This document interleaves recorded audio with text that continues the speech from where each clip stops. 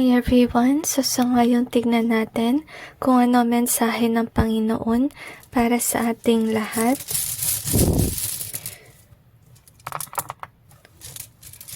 So, I feel like God has warned you about something. So we have the curse here. We also have the impact. So, marahil yung curse nagkaroon ng impact sa inyong buhay, but this is an easier way. Now, let's see why. We also have cherish is an easier way. We also have the song in easier way. So, there could be some songs na nagbibigay ng sign sa inyo with regards to these curses that impacts your life. Pero naka-in easier way siya kasi baka yung nangyari dito is hindi nyo pinapansin kung ano man yung sign na yun. We have the 7 in here. We also have the joke in reverse.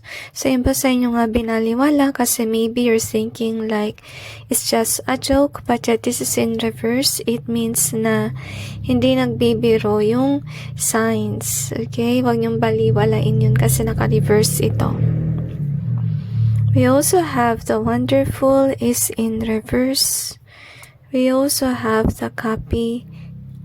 And we have that take it easy. So, gusto sabihin ng Panginoon na, wag kayong ma-stress masyado sa inyong buhay. Kasi, to be honest, even though you're being cursed, kasi naka-in easier way siya, ibig sabihin nun, pinoprotektahan ka ng Panginoon. Kasi may mga bagay na pinapaintulutan niya mangyari, can be para malaman mong na-curse ka, can be that's the case. May mga ibang curses naman na hindi niya pinahintulutan kasi maybe you already know about it and you're doing something to protect yourself, like example, praying to the Lord for protection.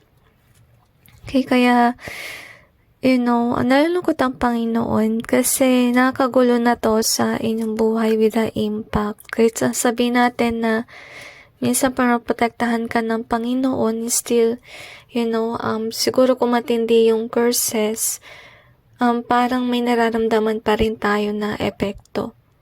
Okay, and with regards sa copy, and I'm sensing here na kasi makadikit si copy tsaka yung take it easy.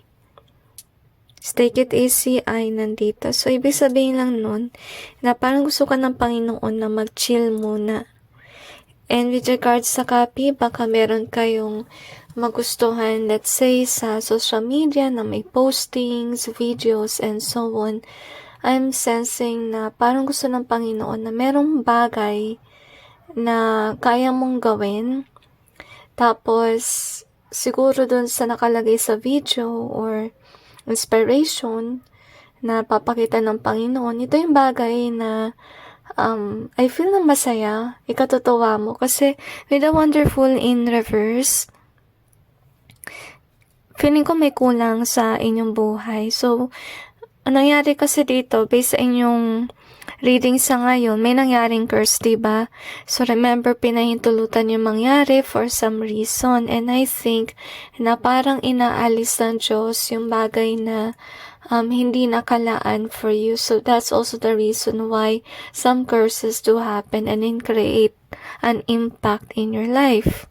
Like, example din, ang push forward, kung gusto mo ma-push forward, like, business, or can be venture, kung ano man yun, or hilig mo na hobby, and so on, di natutuloy kasi hindi siya meant para sa inyo. Meron pa sigurong ibang bagay na mas hihigit pa kaysa dun sa naisip mo before.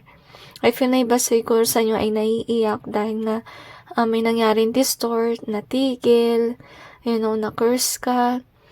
I feel that some of you feel very regretful about something. And I have a feeling that God wants you to know to take it easy. Okay? Kasi, isipin mo na rin na yung mga bagay na yun, kailangan mauglaho. because you're still in the self-discovery period. So that's why God is saying to you, take it easy. Okay? Tsaka, remember na makinig ka rin sa kanya mga signs na ipinadala sa'yo, can be it's by songs. Kasi nakita naman natin dito. Okay? I'm also sensing by influencers na rin. Dahil din ipapakita sa'yo kung I feel na iba mong hilig or kapalit ng dati mong hobby na gusto. So, hugs every one of you kasi na-feel ko may tears. So, siguro yung iba sa inyo ay talaga nalulungkot, naiiyak dahil may nawala sa iyong buhay. Sana maintindihan nyo yung Panginoon why this happened. May dahilan naman ng Diyos sa lahat ng bagay na nangyayari din. So anyway, that's it with regards to today's message. So sana rin mahanap nyo yung bagay na gusto ipakita ng Panginoon because that will definitely help you out. You know, remember, if a door closes, another one opens. Okay? So ask every one of you and still have some hope with the Lord. So God bless.